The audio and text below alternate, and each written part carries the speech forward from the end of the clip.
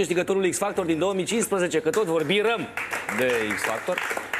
Florin Răduță este prezent în platoul nostru. Piesă nou-nouță se cântă chiar acum la Neața.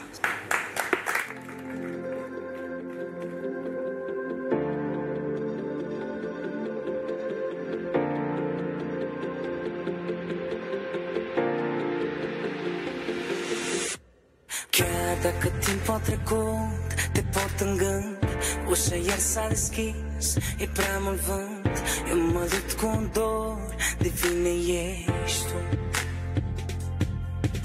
Mai știi, ne credeam toți nebuni când au văzut iubirea din noi într-un sărut. Era lumea în care trăiam numai noi.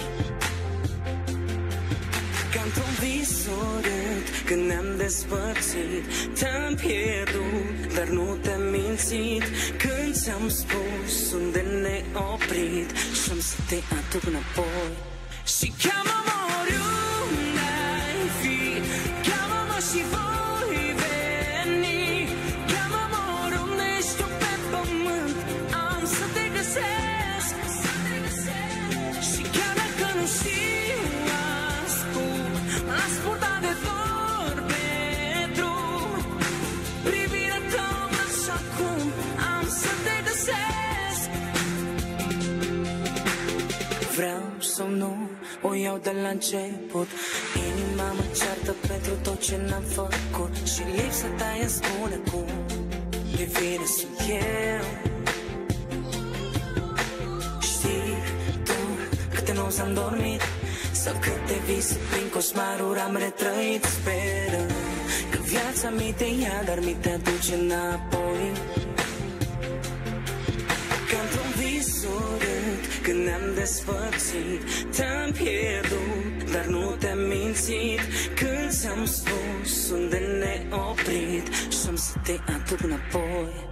Și cheamă-mă oriunde ai fi, cheamă-mă și voi veni. Cheamă-mă oriunde ești tu pe pământ, am să te găsesc.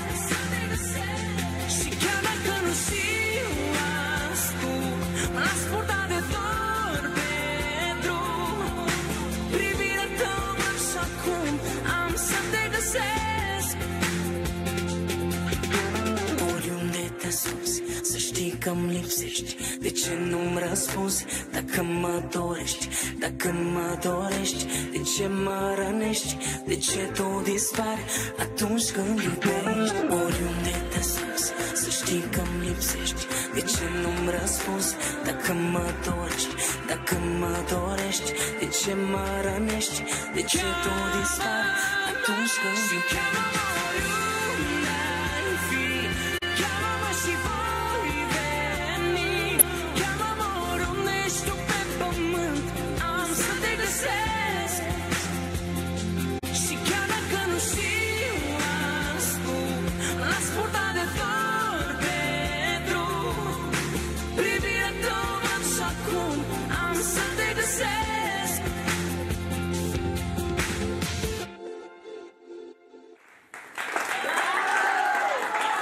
Așa sună un X-Factorist de 2015 câștigător, chiar Florin Răduță la Neața. Hai pe canapea. Bună dimineața. Te-am găsit. Salut. Ce faci? Cum ești? Bine, sănătos? Da, ce ai mai făcut în anii ăștia? Ești destul de rar, te-am văzut rar. Pentru că am vrut doar să apar atunci când este vorba despre muzică. Adică n-am vrut să apar la emisiuni doar de dragul de a apărea. Am înțeles. A câta piesă e asta? Este a doua piesă din carieră. A doua. Prima a fost așa mai pe... Bine, și asta e destul de melancolică. Asta e mult mai modernă ca prima piesă, ca M-am mis pe față. Am încercat să găsim o cale ca să fie și modern, pentru că eu cânt într-un fel, mai din alte timpuri. Mai bătrânești. Exact. Da. Și am încercat să ofer publicului meu ceea ce merită. Deja vorbim de publicul tău. Da. Ai nișa ta, ai fanii tăi. Fanii nu, oamenii. Îl găsiți pe net, Florin Răduță Oficial, este pagina lui de Facebook, acolo prindeți mai multe informații despre el. Noi ne pregătim pentru X Factor sezonul 7, încep audițiile luna viitoare.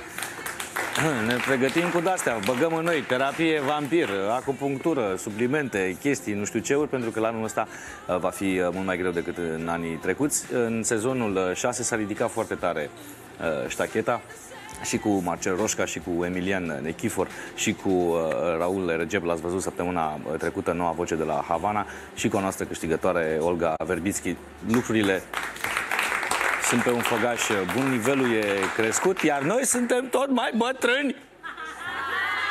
Ca să nu vorbesc de Brânciu, cu care am stat la mare în weekend și care mi-a făcut capul calendar. Da, calendar din ăla mare. Dacă ar mai fi să participi o dată la X Factor, te-ai băga? Cred că a fost cea mai frumoasă experiență din viața mea și aș repeta-o de 10 ori dacă ar fi nevoie. Dacă ar veni cineva și ar zice, băi, Florin, zi-mă și mie 2-3 chestii să ajung în gale live, care ar fi sfaturile tale? Să fie sinceri față de public, să fie ceea ce sunt ei cu adevărat și să o facă din inimă. Adică contează foarte mult să câștigi, într-adevăr, dar contează mai mult să ajungi la oameni. Cum zice Nicole Scherzinger, mâncaia și o gura ei, zice sing your heart out. Altfel. Mulțumim, Florin Răduță. Mulțumesc și eu. De căutat și de ascultat pe canalul oficial. Acolo găsiți și mai multe amănunte, ca și pe Facebook. Amalia